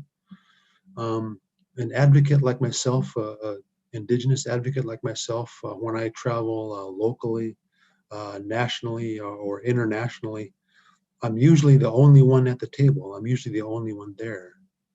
There is very little space for people like myself to make our voices heard. And over these past 4 years, there's been a really strong and noticeable absence of Indigenous voices. DC think tanks have been creating the vision for the Arctic. And we in the Arctic, we are very much concerned about how this authority and this power that people have over Arctic policy, how it will be used, and will it be used morally? We certainly hope so, but the only way that we can ensure that we enjoy freedom, we enjoy liberty, and that we can continue our lifestyle is if we have a seat at the table. So that's all I have. You know, very quickly, I do appreciate the invitation to speak here, and I have enjoyed watching and listening to some of the Arctic Winter College series. So thank you. Thank you, Austin, for joining us and being so gracious with your knowledge and experiences and your time. We have lots of questions that have come in, so I am going to jump right into them and ask Catherine if you would like to come on and ask your question to Austin first. Hello, Austin. Good morning. Thank you for your presentation. I was riveted, honestly. My name's Kate Janoski. I actually work at the Fairbanks North Star Borough Emergency Management Office. So your actual, what you discussed today was actually quite relevant to some of the questions that I have and some upcoming projects that I'm going to be working on. I started working at the borough when the Crystal Serenity was was sailing through, and my office was pretty much alert, just watching to make sure that that ship made it out of our waters into Canadian waters. Just because if something were to happen, the infrastructure in the areas that of the local area towns and on the coast there would not have been able to support an evacuation, or they would have been very strained to support evacuation or any sort of people coming on if something were to happen to the ship, or even responding to that ship if something were to happen. So my question is regarding the deep sea port that they plan on developing over there. And I understand that there is going to be a significant change to your food source, your existing food sources, and accessing that. I understand that's going to make, there's going to be a lot of change. It's going to impact that a lot, you know, whether it's going to change their migratory routes or all that, or just going to be natural pollution that's going to affect them. But my concern is to build a port like that, you need people, and to need people, you need more infrastructure. And the concern that I have is that the infrastructure that's there already existing would not be able to support an influx of people there that would be there to support any military bases that would be based there, or to support any support for the deep sea, the port itself.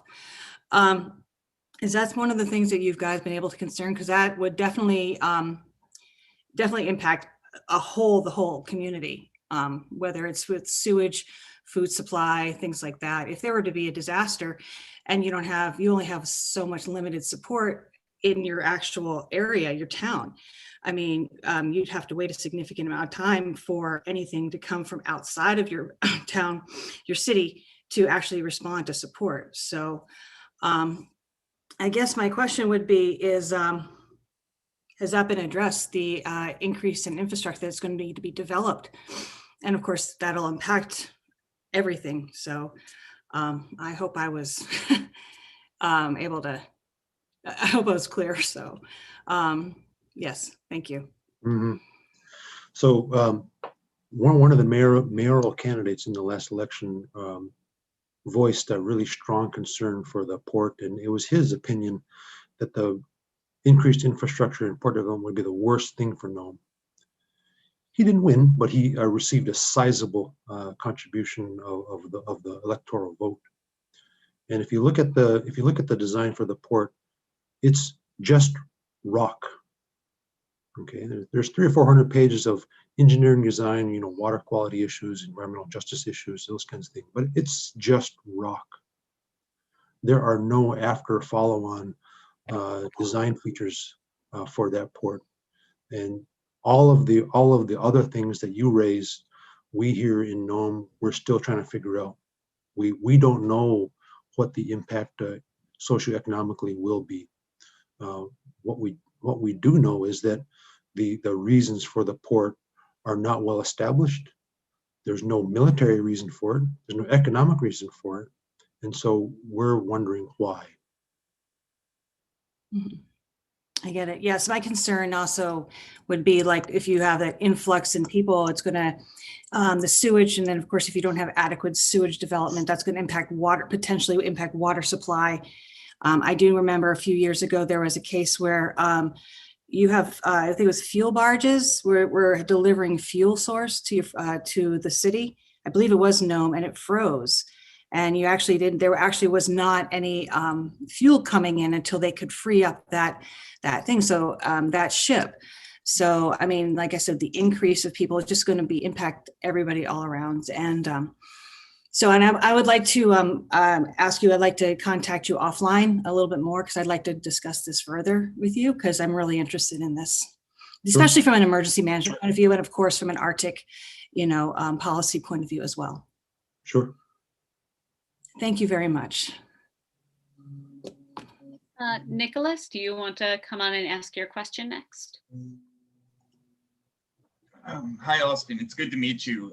Thank you so much. And yeah, I think the urgency of everything you're talking about and just the fact that it really feels not just the port itself, but Arctic development in general just feels very misguided in so many ways and such a kind of path dependent approach. It's once you start, you have the economic interest just moving, it seems to move of its own accord and it's opening up floodgates that we don't know how they're going to impact.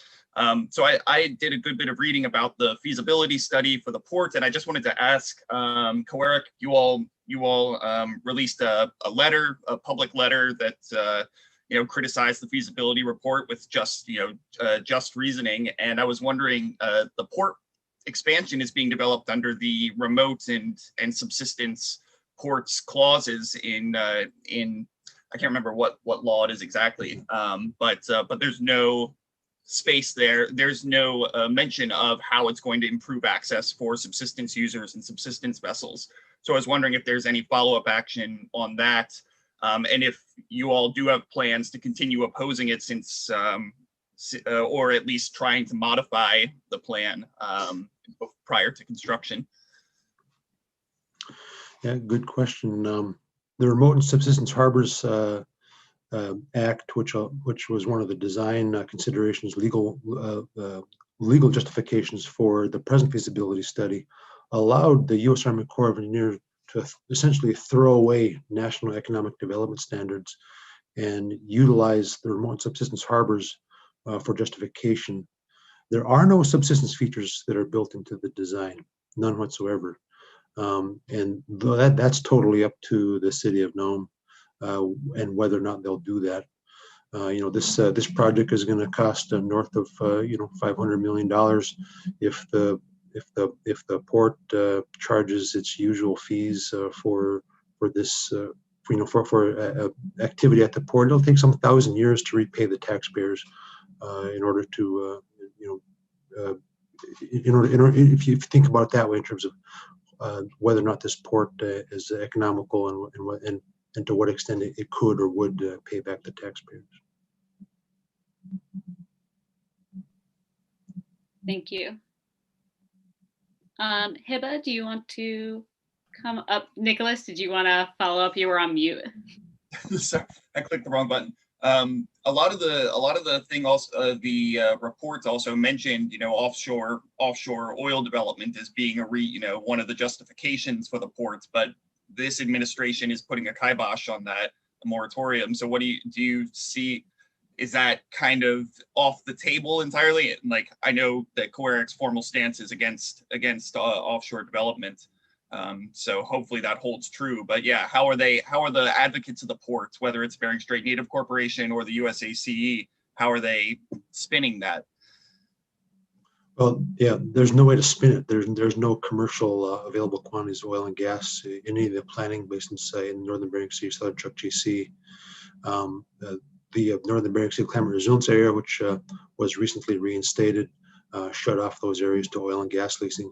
We've been against oil and gas leasing in this region since the 1980s, when tribes in my region sued the Department of the Interior over oil and gas leases in the 1980s. And so our position has been pretty solid for quite a long time. Thank you. Hiba, do you want to come on and ask your question? Yeah, I mean, part of the question has been answered. So again, thank you so much, Austin, for a fascinating presentation. I know you mentioned that you do a lot of work in terms of advocacy. I'm wondering if these infrastructure development plans, if they in any way are developed in coordination with the local communities. Are the communities engaged early on in the process as these developments are made. And my other question, which I know you mentioned briefly about this, is if you are aware of any studies or reports that can quantify the impact of such developments on coastal communities. Another good question. The U.S. Army Corps of Engineers, they love cost share agreements, and cost share agreements allow for the Corps to contract directly with the cost share partner. And when those cost share agreements are done, the public process is very limited, and that's exactly what happened with public engagement here in Nome. So these cost share agreements inhibited public involvement. In terms of other kinds of development in the Arctic, last week and this week, the North Pacific Fishery Management Council is considering changes to fishery policy, fishery management, essentially deciding the fate of the Northern Bering Sea, Southern Chukchi Sea, perhaps for years to come. And public engagement there is terrible. The North Pacific Fishery Management Council issued major reports the day of the written public comment deadline, which of course is a terrible public engagement process. Because things happen so rapidly in this COVID era with Zoom and things like that, we had a very difficult time trying to formulate comments related to management of the Northern Bering Sea. In terms of your other portion of your question, I encourage you to look up the social science portion of our website at COERC.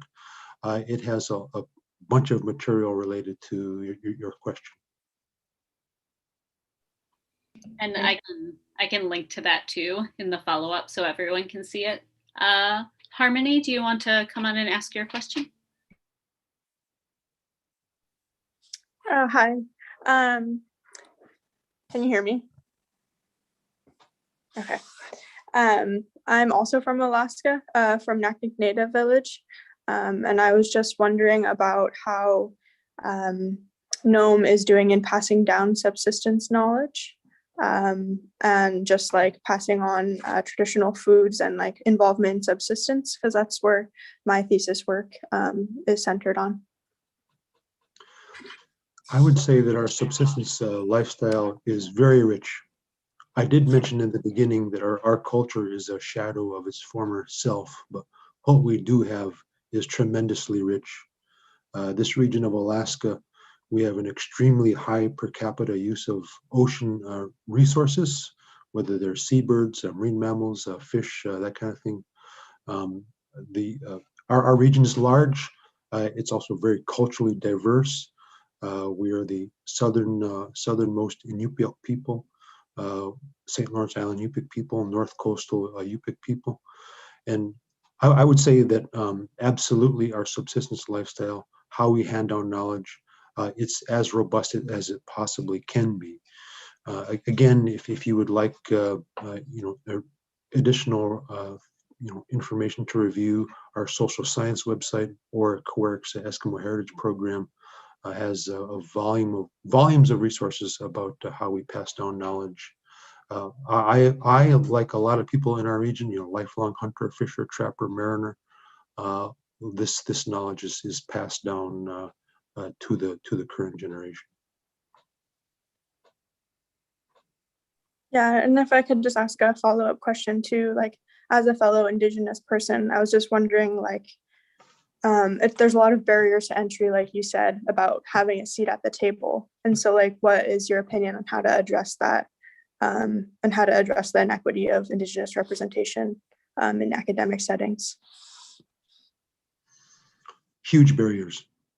The way to tackle it is to be consistent and have the long view. It will take years. It took us greater than, I think, 6 years to be able to engage with the North Pacific Fishery Management Council, to have things like community engagement as part of their discussion. That's the only way. Consistency, utilizing our own Indigenous way of living, knowing, and being. We of course have the long view. we're going to be here for a very long time. And these small little failures that we might have, we've got to keep on chipping away, and utilize our indigenous strength, our indigenous knowledge to the best of our ability. Utilizing partners as much as possible, collaborate, has helped tremendously in being able to get seats at the table. But it also takes a great degree of initiative.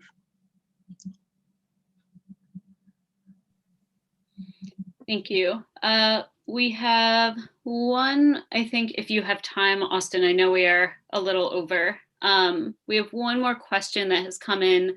I don't know if you want to come on and ask it, or you want me to read it out loud for you. I would just ask.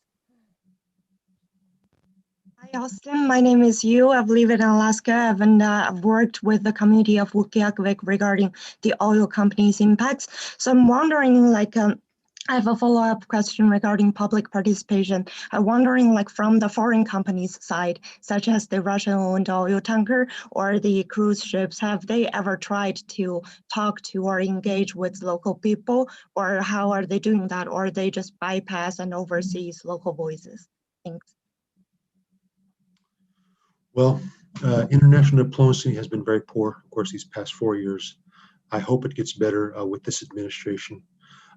To the extent that there's international collaboration, I work with other fellow indigenous advocates in other countries for international related shipping activities.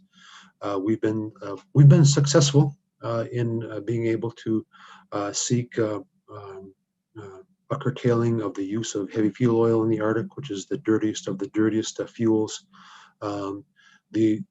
Our idea is to prohibit that fuel so that it reduces risk to communities at the International Maritime Organization. But it's been a frustrating process. They haven't fully implemented ideas that we would like. To the extent that there's collaboration between Alaskan Indigenous people and Russian Indigenous people, that occurs to a small extent with our co-management agencies or organizations. Our marine mammal co-management organizations do a small bit of international collaboration, but in terms of the large-scale Northern Sea route shipping, that's where we need to do a lot more work. We would like more communication. We'd like more collaboration, but it's going to be difficult. Okay, thank you. And we have one more question, Austin. I don't know if you also want to answer. Devora, do you want to quickly come on and ask your final question? Yes, thank you, and really appreciate that you're staying a few minutes later. So the situation that you describe is one of both resilience, right? Cultural and individual resilience and self-determination. And also what I'm hearing, not a small amount of environmental trauma and perhaps environmental grief associated with all the changes. So I was wondering first if that is something that in fact your community is experiencing, and if yes, what are some of the cultural practices that you have that might be supporting individuals to deal with that? Well, myself and our colleagues, we have some trouble with this idea of resilience. I would say, yes, we have strong social networks, we have strong communities, we have strong organizations that help us advocate for our life and our lifestyle and our communities. Some of the problem we have, that I and others have with the word resilience, is that those who have power over us use that term as well, and right. Post hoc rationalize things that impact our communities without consulting us, right? Well, so the example of the last 4 years of Arctic development, well, actually the last several decades, but particularly these last 4 years. The rolling back of environmental regulations, the rollback of community engagement, things like that. the devaluing of tribal consultation and tribal engagement. We, of course, have been resilient to those impacts, but it doesn't mean that those who have authority over us or who have power over us should depend upon our resilience just because we are resilient.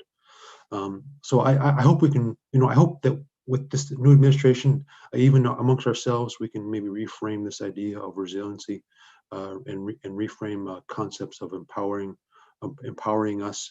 We certainly have something to offer. My people, we have led the world in the world's understanding of marine mammals. We have been there when the first incidents of marine mammal health declined. We were there, and we raised the awareness. So we're at the leading edge of the scientific understanding of marine mammals, particularly in the northern Bering Sea, southern Chukchi Sea context. In terms of environmental trauma, this last year's foreign marine debris event was extremely traumatic for us and my people. We were left with nothing.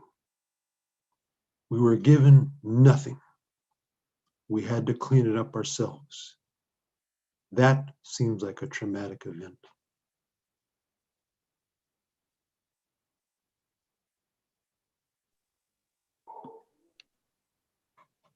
Thank you. Thank you for sharing that and for sharing so much and answering all of the questions that we had. I know they were extensive and we went a bit over time. So thank you, Austin, so much for giving so much of your time to us this morning and so much of your knowledge and experience. And again, Kat, thank you so much for doing the same in our first hour. I know you both gave us a lot to think about, a lot to have some follow-up discussions, especially in our working groups next week that we can carry on the conversation. I will do my best to share as many of the links that were mentioned in this session with everyone in the after the follow-up email.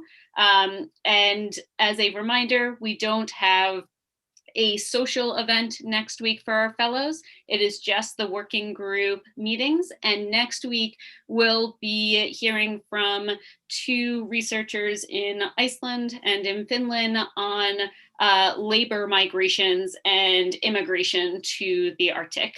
So a little bit of a shift before coming back to terrestrial migrations in our next session.